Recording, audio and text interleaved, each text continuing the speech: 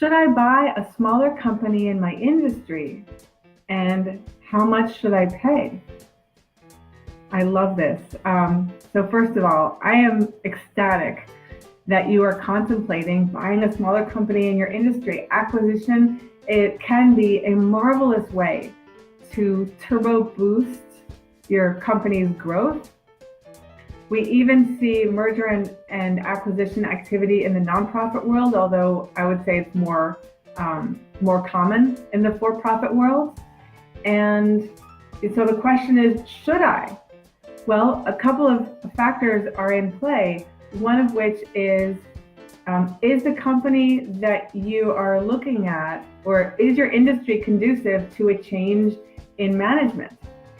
A lot of industries are run very much based on the owner's charisma. Consulting, for example, is if you're going to have some M&A in the consulting space, that has to happen very, very carefully, in a very carefully designed way, because clients who have been working with a particular service provider in a very close relationship aren't suddenly going to switch over and say, oh, there's somebody new providing services, and I assume that they instantly have our same rapport and know everything else about that they need to know about the company. Hey Ashish, welcome to the show. So look at the industry, and if the industry is typically much more, if the customer base is difficult to transfer, you may want to consider other strategies. Or if you are going to go into an acquisition, you have to really put together a deal that, hey Mike, welcome to the show.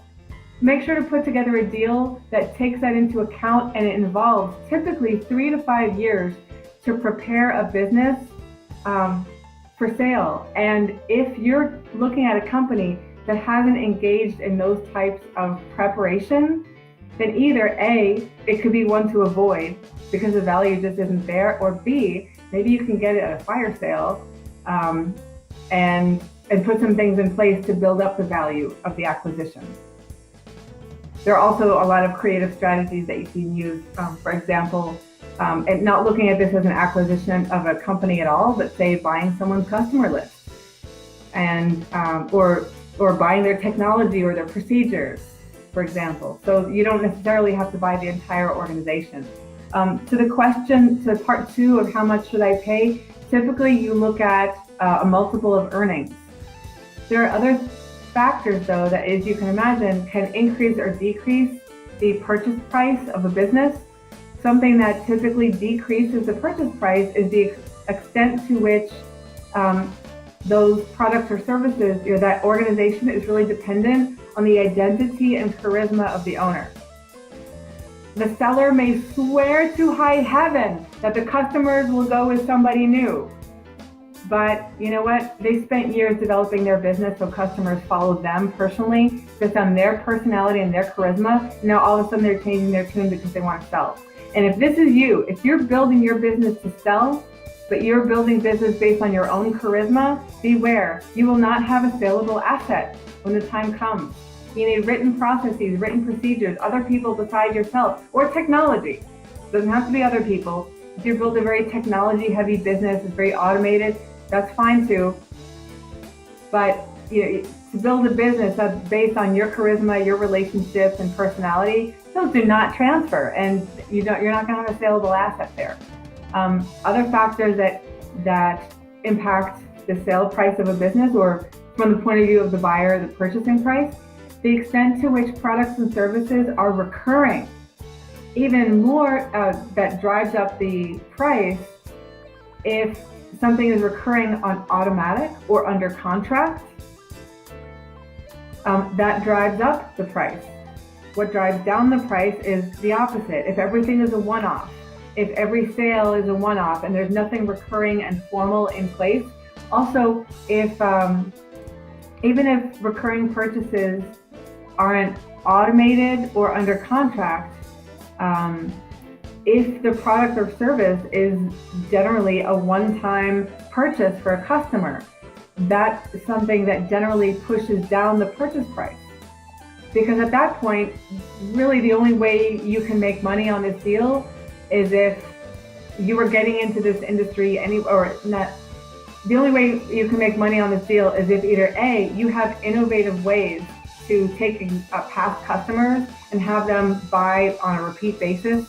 If it's a huge machine, maybe you can sell warranties, insurances, decreased risk, repairs and maintenance, or whatever it is, right? Or machine 2.0. If there are add-ons that you can sell. Another way that you can add value, or if that an organization like this may be worth buying, is if they have a huge sales pipeline, a large pipeline of customers who have expressed interest but haven't purchased yet. Now could be the time to buy. But other than that, it's very difficult to see an acquisition with an organization with just one-time purchasers. So look at their portfolio of recurring revenue versus one-time purchases, and of the recurring, see how much is under contract to be recurring versus just, oh, well, somebody bought it from us again. Hey, isn't that great? And also versus automatically recurring, technologically automatically recurring every week or month or quarter, whatever that is. Mike writes in, also M&A bid prices get discounted when the selling company has few large customers who make up a larger percent of the revenues. Yeah, beautiful comment. So glad you mentioned that, Mike.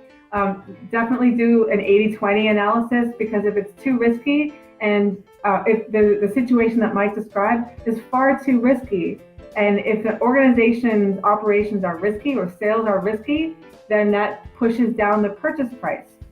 So that bit of gold right there can help you not pay too much for an acquisition and put you in a great negotiating posture. Now, if you're in a position where you're evaluating a company like that, where you have a few large customers who make up a large percent of the revenues, before that acquisition takes place, you might want to do some research on those customers, and certainly put something into place that's reflected in the contract and in the purchasing price itself. I mean, that's tremendously risky, and the purchase price should be lower. Just because a customer has been large so far doesn't mean they're going to continue to be large under your management.